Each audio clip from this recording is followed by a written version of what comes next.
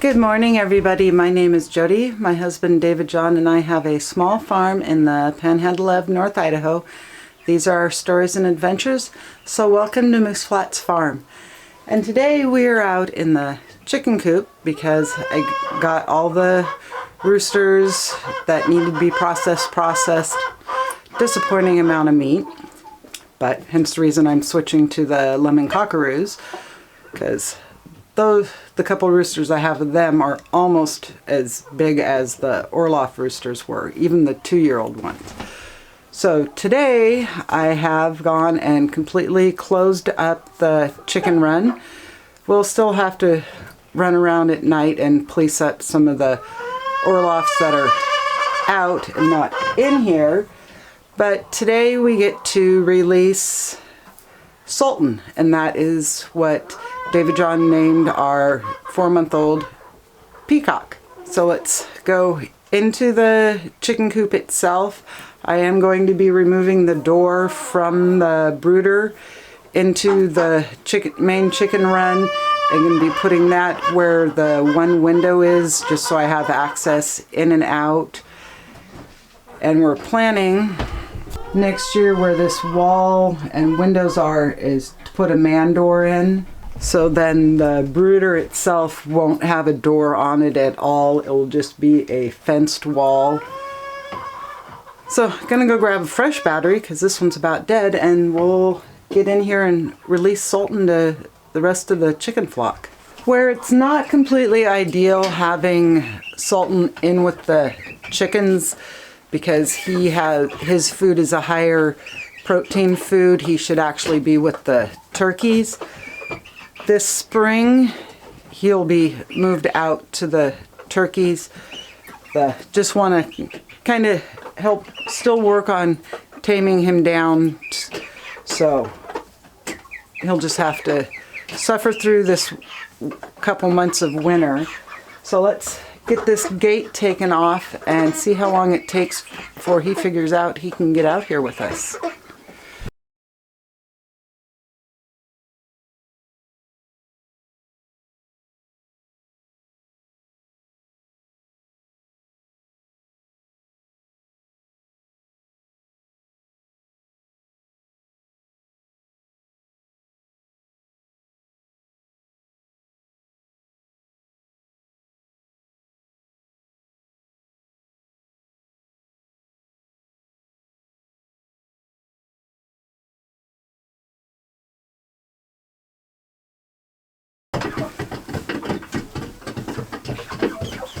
Well, Sultan spent the last 2 weeks pacing back and forth, and all he wanted to do was to get out here to get with the birds. And now that he can, he's not wanting to. Well, I got the door hung. Got it hung here so it does swing out. Gonna have to get a box knife and trim the vinyl around the handle and the lock.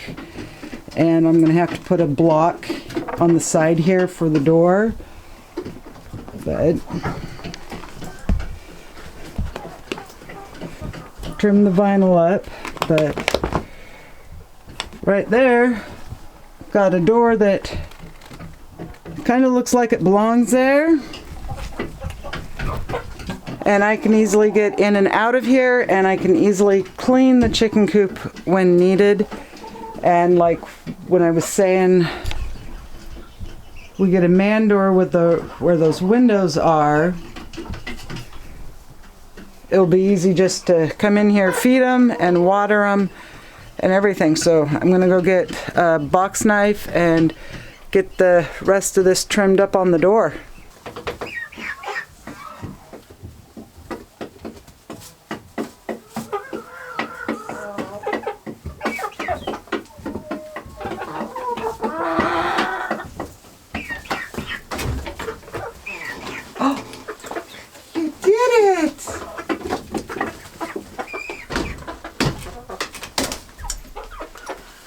He finally came out.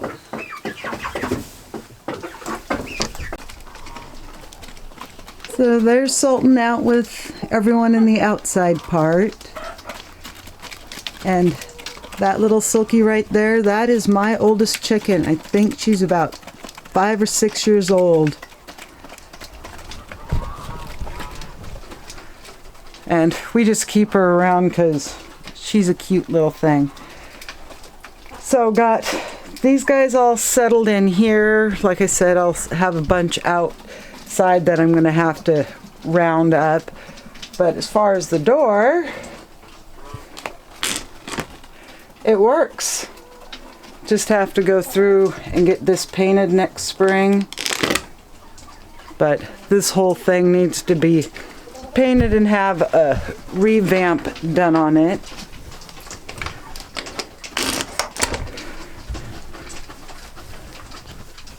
So there's the door in, and the chickens still have their door. So now that these guys are fed and have water, let's go take a look at the rest of the birds that I have to collect.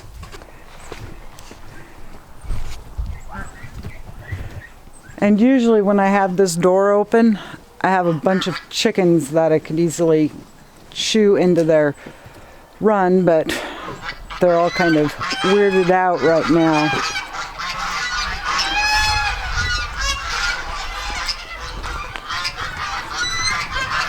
So we still have Sparkles the rooster, need to catch him, and there's a hen there.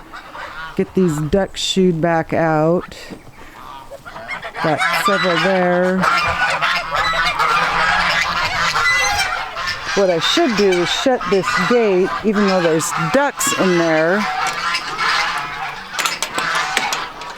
and just work on collecting chickens that way.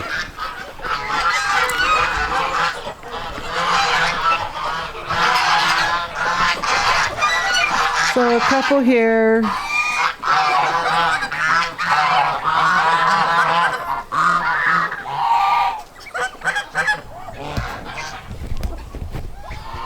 And it seems the only birds that know how to stay in their pen are my geese, because I've got chickens and Muscovies and turkeys in with the geese. I've got chickens and ducks in with the turkeys. So, but step one, get the chickens contained, or step two is get the chickens contained, because I have the geese contained, and then work on the rest of them.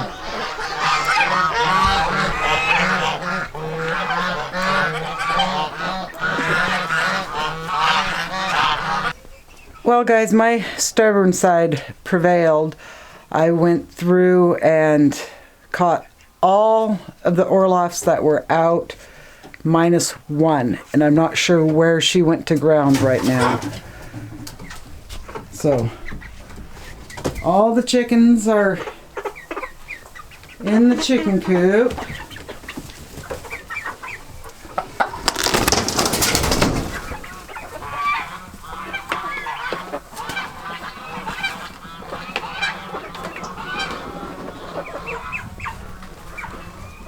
And I did notice I still have an Orloff hen that has got a bad beak that I'm going to have to catch, but with having all the chickens in one spot, I can just kind of see how much more flock reduction I need to do on these guys. Let's go in the greenhouse. I'll show you what I've got going on in there. Plus, it's nice and warm in there. I've got a fire going. So I have gone through and taken that shelf off here. Have this sheet vinyl down. And it just makes a nice place to process birds. And the tomatoes and the stevia in here, everything is now completely frozen. Have to go through and clean up so I can get the plastic in the back rolled over. But I do have, like, this tomato here is an Amish paste. And then up in here have several different tomatoes that I can recognize. And they have frozen and thawed a little bit, frozen and thawed a little bit.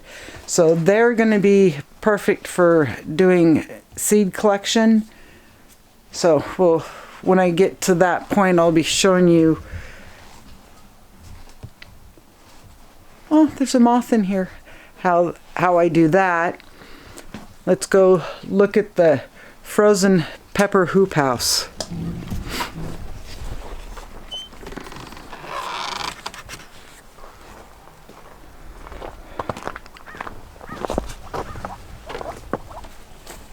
Two flyers up there.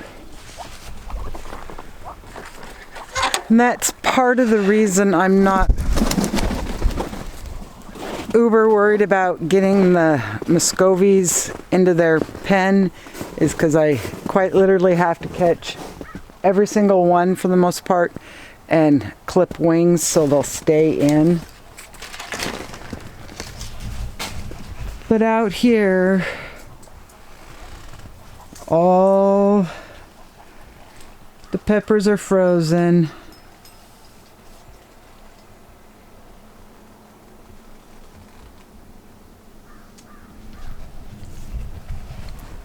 So what I'll do to clean this up is I'll just take my pruners and just cut them off down at the base and then throw them behind the shed, and then next spring worry about if I have to dig out root balls or anything.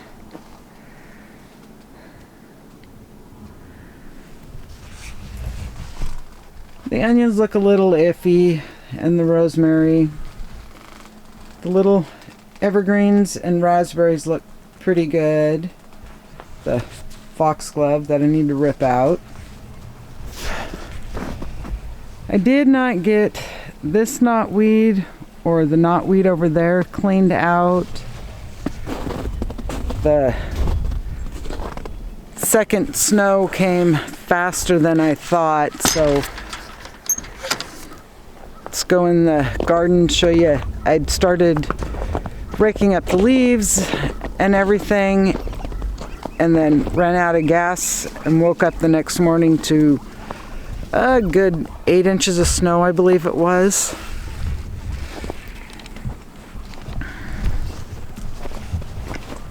And I know I still need to clean this trellis wall. So they don't seem like they're frozen down, but I've got a pile of leaves there. A couple over there by the apples. One down over there under the snow. And then 3 piles right here under the snow. But in between the two rain or snowstorms, I was able to get the willow cleaned up and burnt. So when I water, I can get out there easily. So that area from the willow is all cleaned up. And I did go through and clean the knotweed off the mound by the pond and pull the little water plants out. And David John has gone through and kind of put a cover over the bog to help keep it insulated. But as you see, the pond is partially frozen. All the knotweed gone. Looks different now, doesn't it?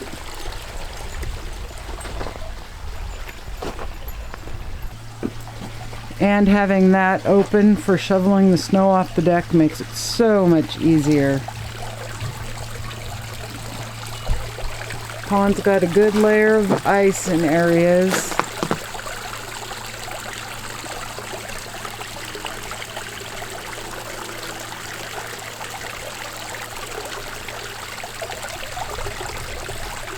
Well guys, I did finally catch that last elusive Orloff chicken, so knock on wood. All the chickens are caught and in their pen.